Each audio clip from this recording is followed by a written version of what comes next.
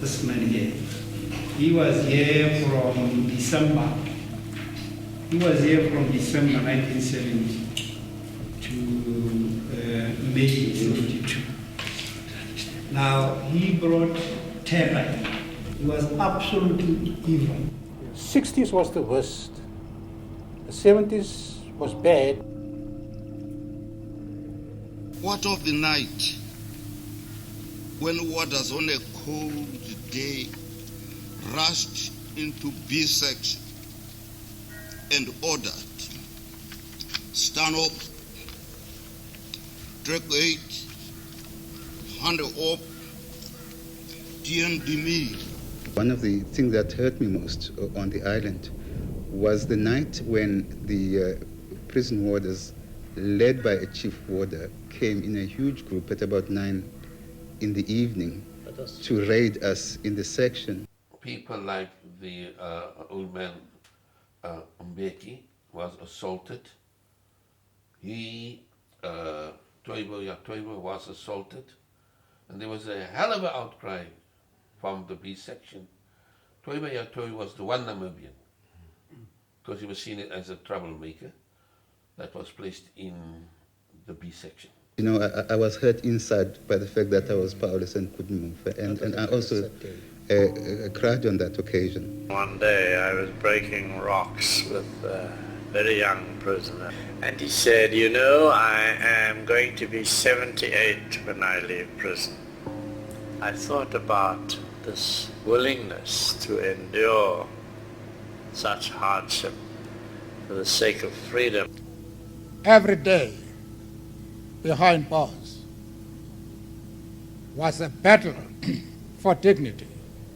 We decided to form a committee for the prisoners, a supreme committee.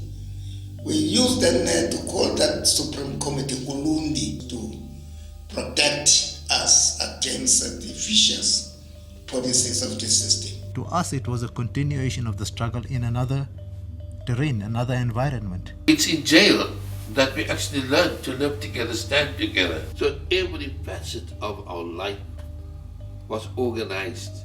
You know, quite often you'd get press releases overseas that they would say how they were being ill-treated. The International Red Cross, Amnesty International, the United Nations Organization, amongst others.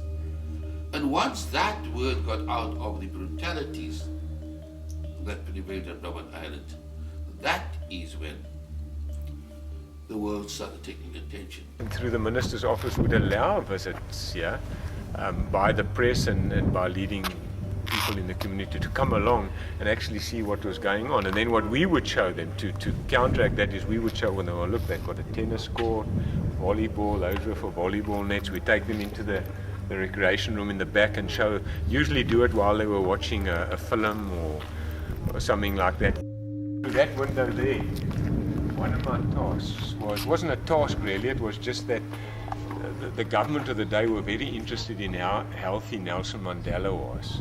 It was very important then to know how healthy he was.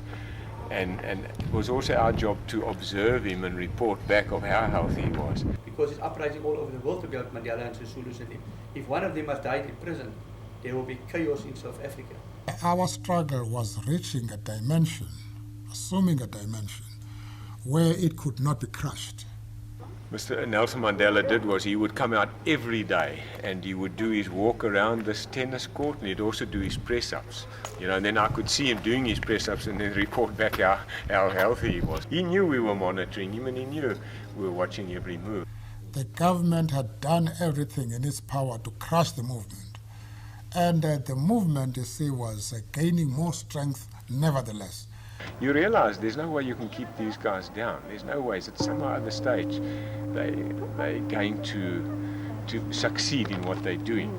And you know, and it happened. It perhaps happened sooner than I thought it would happen. We believed very strongly that we would not die in jail. We would return.